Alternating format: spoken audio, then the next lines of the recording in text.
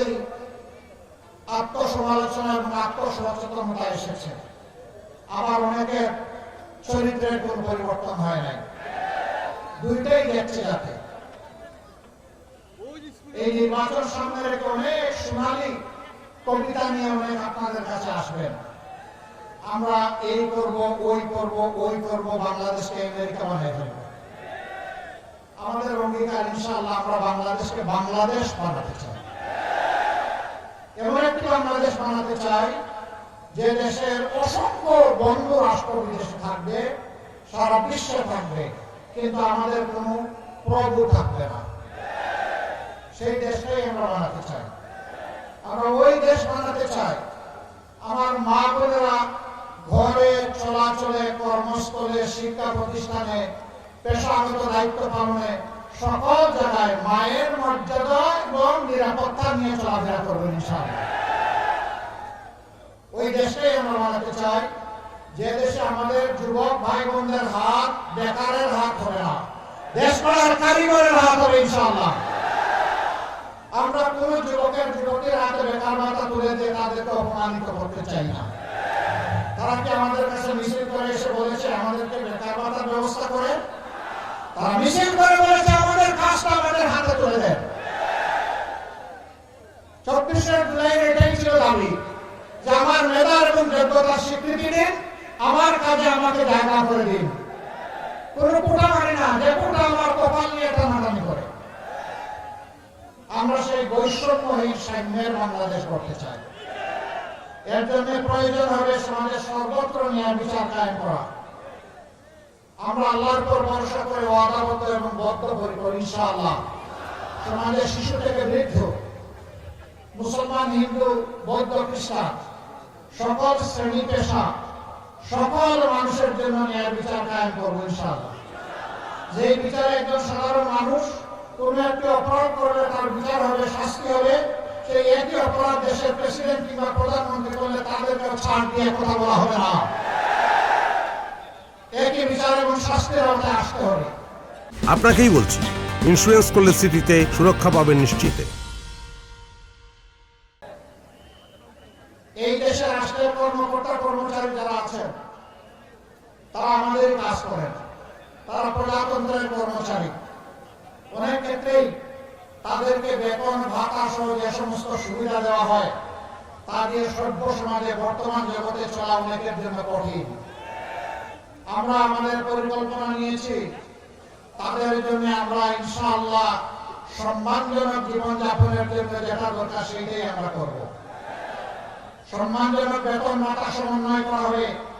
আবার বিভিন্ন জায়গায় যে বৈষম্যগুলো বিরাজ করছে, কেউ গাছতলায় আর কেউ পাঁচতলায়, সেটাও রাখা হবে না ইনশাআল্লাহ। গাছতলা কারো ঠিকানা হবে না আল্লাহ চাইলে, তারও একটা আপন ঠিকানা থাকবে, একটা নিরাপদ ঠিকানা থাকবে। অনেকে ভয় দেখায় আমরা দেশ পরিচালনার সুযোগ পেলে আমরা কওমি মাদ্রাসা বন্ধ করে দেব, আমরা বিভিন্ন মসজিদ থেকে কওমি পড়ে যারা এখানে এসেছেন তাদেরকে বের করে দেব। আমি আল্লাহকে সাক্ষী রেখে বলছি এগুলো সম্পূর্ণ মিথ্যা। কওমি মাদ্রাসা আমাদের হৃদয় এবং কলিজা। ইসলামের শিক্ষাটা তারাই মূলত এখন ধরে রেখেছেন। আমরা যে ইসলামের জন্য স্বপ্ন দেখে লড়াই করি সেই ইসলামকে তারা আপন করে রেখেছেন। ইনশাআল্লাহ আল্লাহ যদি আমাদেরকে সুযোগ দেন, তাদেরও প্রতিনিধি 11 দলের মধ্যে আছেন। মৌলানা মামুনুল হক আল্লামা, তাকে চিনেন আপনারা? তিনি কওমি ফারিক শুধু না, তিনি কওমি গোরের সন্তান, বাপ দাদা সূত্রে। তার মতো বিজ্ঞ আলিমেরা এখানে আছেন। তাদেরকে নিয়ে বেফাক হায়াতুল আউলিয়া এর নেতৃবৃন্দের সাথে বসে ওই শিক্ষার সর্বোচ্চ উৎকর্ষ সাধনে সরকারের কি কর্তব্য সেটা নির্ধারণ করা হবে ইনশাআল্লাহ। আবার অনেকে শোনায় যে তারা কোন মাযহাব কায়েম করবেন। এইখানে শুধু মাযহাবের প্রশ্ন না, 18 কোটি মানুষের মতের প্রতিফলন হবে ইনশাআল্লাহ। যেখানে যা প্রাধান্য পাওয়ার তাই পাবে ন্যায্যতার ভিত্তিতে। এখানে আমার সামনে 6টা দাবি উত্থাপন করা হয়েছে। দাউদকান্দিকে জেলা করা সহ আরো অনেক দাবি। আমরা কোনো অলিক অঙ্গীকার কোথাও দিব না যে অঙ্গীকার বাস্তবায়ন করার কোনো সামর্থ্য সরকারের থাকবে না। তবে আমরা যা স্পষ্টভাবে বলবো, ন্যায় বিচার যখন কায়েম হবে, শুধু মামলা মোকদ্দমার ন্যায় বিচার না, জনগণের অধিকার পাওয়ার ন্যায় বিচার। মামলা তার মাত্র একটা অধ্যায়।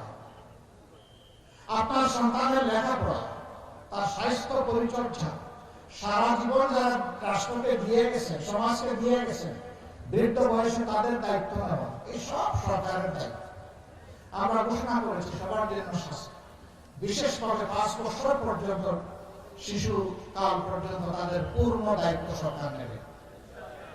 আবার রিটায়ার এজে দিয়ে সবাই স্বাস্থ্য সেবা পান না, নিজের পয়সায় সেবা নিতে হয়। ওই রিটায়ার এজের পরে যারা, তাদের সবাইকে ইনশাআল্লাহ তাদের প্রাপ্য চিকিৎসা বিনামূল্যে তাদের হাতে তুলে দেওয়া হবে। একটা জাতিকে যদি সুস্থ সবল করে গড়ে তোলা না যায়, তাহলে একটা গতিশীল উন্নত জাতি গড়া সম্ভব নয়। যারা বেবি কেয়ারিং মাদার্স, তাদের জন্য আমরা বলেছি কর্মস্থলে তাদের কর্মঘণ্টা 2 থেকে 2.5 বছরের জন্য হবে 5 ঘন্টা, বাকি 3 ঘন্টা খরচ যোগাবে সরকার। এখন বলতে পারেন, এই একটু আগে বললেন কোনো বৈষম্য করবেন না, তা আমরা করবো 8 ঘন্টা, ওনারা করবে 5 ঘন্টা, এটা কি কোনো বৈষম্য না? না, এটা বৈষম্য না। দেখি একটা জবাব এখন নিতে চাই। এখানে 30, 40, 50, 60, 70 বছরের মানুষ এখানে অনেকে আছেন। এই বয়সে নিজের গর্বে একটা বাচ্চা যারা নিয়েছে, বুঝে না তুলবেন, কিন্তু নিজের গর্বে পেটের ভিতরে যে পুরুষেরা বাচ্চা নিতে পেরেছে, তারা একজন একটা তুলেন, মাত্র একজন থেকে আসেন কিনা? No, impossible. আল্লাহ তাআলা এই যোগ্যতা পুরুষদেরকে দান করেননি, এই নিয়ামত আল্লাহ তাআলা মাদেরকে দান করেছেন। 285টা দিন আপনাকে আমাকে সেই মা গর্বে নিয়েছে, অনেক কষ্ট হয়েছে, সেই কষ্টের প্রকাশ করার নেই, বরঞ্চ সব কিছুকে খুশি মনে, সন্তুষ্ট মনে মেনে নিয়ে অপেক্ষা করছিলেন, কবে আমার কলিজা টুকরা নারী ছাড়া ধন দুনিয়া আসবে। যখন মুখ দেখেছেন সব ভুলে গেছেন, কিছুই আর মনে থাকে না। আচ্ছা ঠিক আছে, গর্বে সন্তান নিতে পারলেন না, নিজের বুকের দুধ খাওয়ানো কেউ এখানে আসেন না, তাও নাই।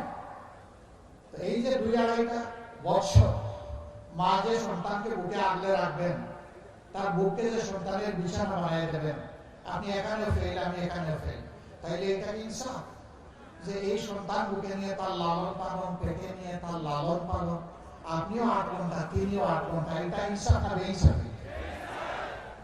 এটা তাদের প্রতি কোনো দয়া নয়, এটা সমাজের দায়িত্ব পাবে। আবার এরপরে ইনশাআল্লাহ তাদের কর্মক্ষেত্রে তারা চলে আসবে। কিন্তু অনেক মা পুরা 8 ঘন্টা সন্তান, কুলের সন্তান রেখে তারা এই চাকরি করতে চান না, চাকরি ছেড়ে দেন, আর চাকরিতে ফিরে আসতে পারেন না। অনেকের প্রয়োজন আছে, তারা কষ্ট পান, কিন্তু চাকরির রাস্তা তার জন্য বন্ধ হয়ে যায়। কোনটা ভালো? রাস্তা বন্ধ হয়ে যাওয়া ভালো নাকি রাস্তাটা খোলা রাখা ভালো? এখন বলবেন ওনাদের চাকরি করতে হবে কেন? করবে, অবশ্যই করবে। নবী করিম সাল্লাল্লাহু আলাইহি সাল্লাম তাদেরকে সকল কাজে সম্পৃক্ত করেছেন, তাদেরকে যুদ্ধের ময়দানে যোদ্ধা হিসাবে নিয়ে গিয়েছেন। যুদ্ধের ময়দানে যদি যোদ্ধা হিসাবে নিয়ে গিয়ে থাকেন, দুনিয়ায় এমন কোন কাজ আছে এর চাইতে কঠিন? এর চাইতে তো কঠিন কোনো কাজ নেই। তাহলে তাদের যদি মেধা যোগ্যতা আল্লাহ দিয়ে থাকেন, সে পরিমাণ শিক্ষা প্রশিক্ষণ যদি তাদের থাকে এবং তাদের যদি প্রয়োজন থাকে, তাহলে তারা অবদান রাখবে। ঘর মহিলাদের জন্য উত্তম, অবশ্যই ঘরের দায়িত্ব আপনি আমি চাইলেও পালন করতে পারবো না, এই যোগ্যতা আমাদের নাই।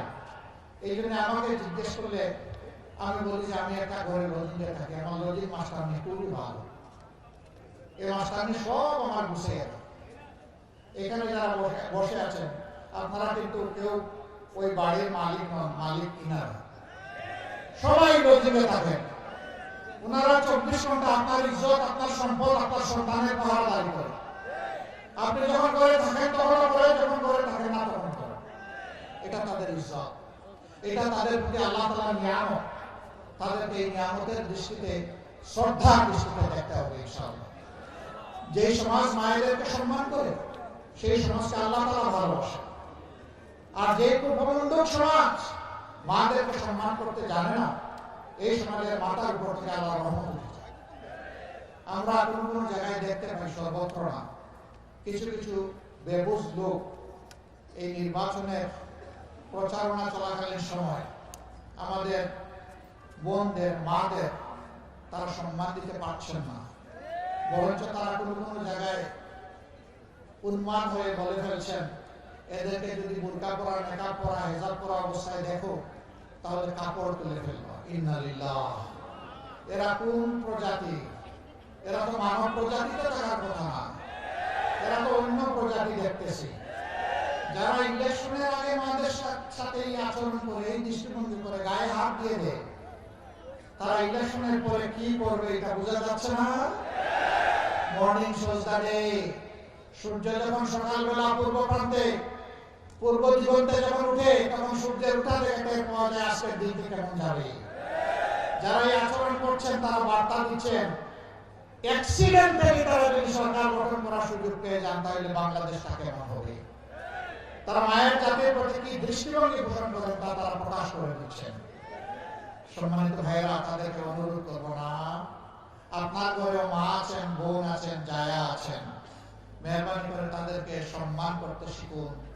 আল্লাহ আপনাদের সম্মান বাড়ায় দেবেন। কিন্তু যদি সম্মান করতে ব্যর্থ হন, যদি নিজেদেরকে সংশোধন না করেন, আমি মাদেরকে একটা অনুরোধ করব, আপনারা চোখে চোখ রেখে বলবেন, এটি আমার অধিকার এবং আমার দায়িত্ব। হু ইউ আর, তুমি কে আমাকে এটা বলা, আমাকে বাধা দেওয়া। অনেক জায়গায় হুমকি দেওয়া হচ্ছে, ভোটের দিন মারা যেন ভোট কেন্দ্রে না যায়, এটাও জবাব দিয়ে দিবেন। আপনারা বীরদের জন্মদাতা মা, যে মারা আবরার ফাহাদকে জন্ম দিয়েছেন, উসমান শরীফকে জন্ম দিয়েছেন, খাদিজাকে জন্ম দিয়েছেন, যেই মারা আবু সাইদ জন্ম দিয়েছেন, এই মারা কারো কাছে হার মানবে না ইনশাআল্লাহ। এরপরের কথা, কেউ যদি সংশোধন না হয় আর এই অপকর্ম অব্যাহত রাখেন, আমরা মায়ের সন্তানেরা গালে হাত দিয়ে বসে থাকবো। তবে আমরা ওই পর্যায়ে যেতে চাই না। আমরা চাই গণতান্ত্রিক পদ্ধতির প্রতি নিয়ম কানুন মেনে সবাই নিজেরটা করবেন, অন্যকে সম্মান করবেন। আমরা সম্মান করার পক্ষে, আমরা কারো কোথাও বাধা দিচ্ছি না, দিব না। আমরা জনগণের উপর আস্থা রাখি, পূর্ণ আস্থা রাখি। ভুক্তভোগী মজলুম জনগণ ইনশাআল্লাহ আগামী 12 তারিখ সঠিক সিদ্ধান্ত নেবে।